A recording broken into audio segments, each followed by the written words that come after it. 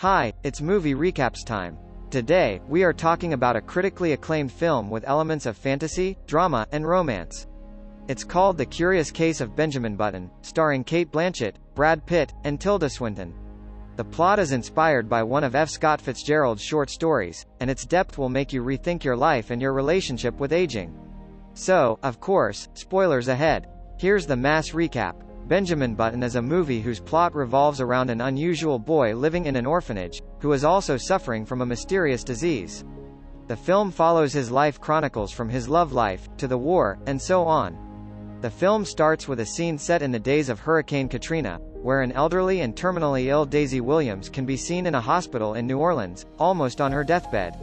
At her side is her daughter, Caroline. Daisy asks Caroline to read to her aloud the diary of Daisy's lifelong friend, Benjamin Button. It contains a story that not only describes the life of Daisy's best friend, but also encapsulates the truth about Caroline and Daisy's actual family. The story of Benjamin Button is the story of an unusual boy who suffers from a highly unusual disease where he ages backwards, and follows the chronological series of events that took place in his life. The story begins on the 11th of November, 1918, the day Benjamin Button came to this world. His mother died during child labor, and due to this trauma, his father developed a certain sense of resentment towards him. This resentment led his father to give him up to a shelter home for older adults. That shelter is where he spent most of his childhood. He lived there because at a chronologically young age, Benjamin was in the body of an old person. This disease not only was a hindrance in his day-to-day activities, but it also affected his social and personal life, too.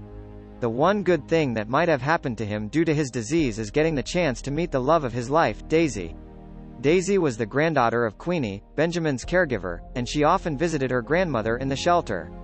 That is how Benjamin Button and Daisy encountered each other for the first time, a pattern that is going to continue for the rest of their lives. As there were no other children at the shelter, Daisy and Benjamin became friends because, despite his body being that of an old person, mentally, Benjamin was a child and naturally, he craved the company and leisure of being around other children. This is a comfort that was added to his life through the presence of Daisy.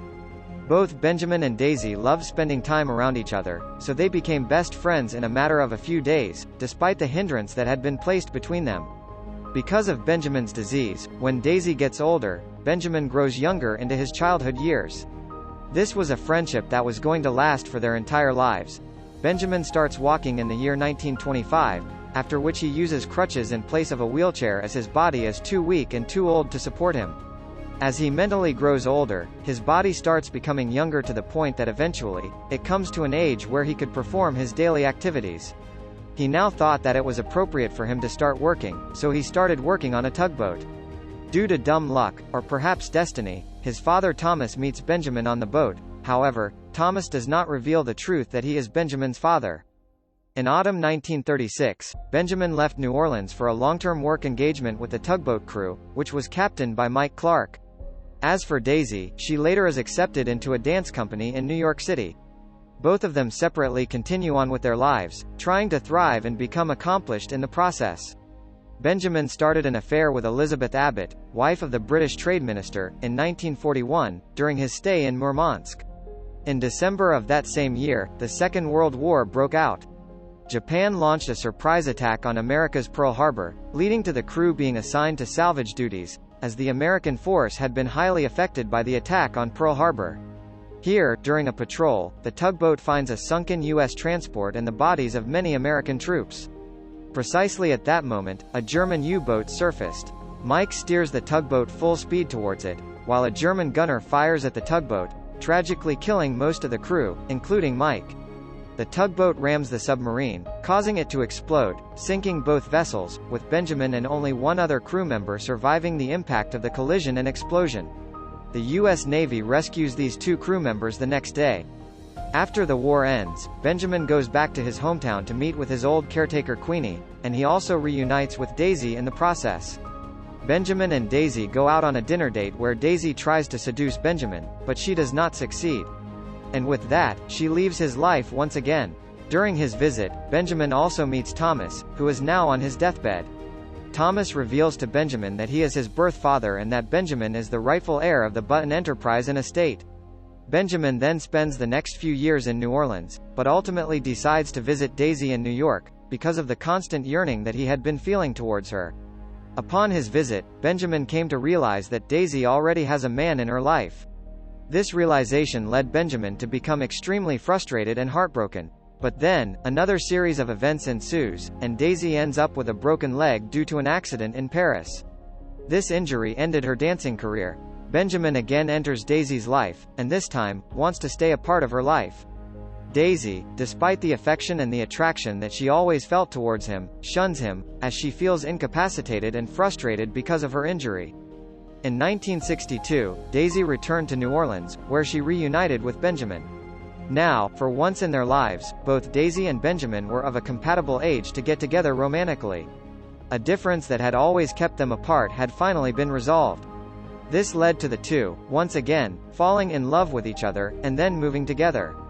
Daisy had now opened a dancing studio in New Orleans to continue her passion for dancing, and amidst finding happiness in her dancing, Daisy found out that she was pregnant. The two could not keep in their joy, as for the first time in their entire lives, both of them had a family of their own. But this happiness did not last long, as Benjamin realizes that he is physically incapable of taking care of his daughter and Daisy, and that his presence will only lead to more chaos and less comfort for his daughter and Daisy. So in 1970, he sold his entire estate and enterprise, named all of his wealth to his daughter and Daisy, and decided to travel alone to get out of their lives, so that he does not cause any more discomfort for Daisy or his daughter Caroline. Benjamin again returns to see Daisy in 1980 and sees her married to another man, who Caroline calls her father. Daisy introduces Benjamin as a family friend to her husband and family. Daisy then goes on to say to Benjamin that his decision to leave her and Caroline alone was perhaps the best decision in their interests, as he would not have been able to take good care of Caroline. But despite all this, Daisy goes to Benjamin's hotel room one more time, where the two of them again could not stop the powerful affection and love they felt towards each other. In 1990, widowed Daisy was contacted by social workers who had found Benjamin. Benjamin is now physically a preteen, and he is suffering from dementia. The healthcare workers told Daisy that they found him in an extremely poor physical condition in an abandoned building and took him to the hospital.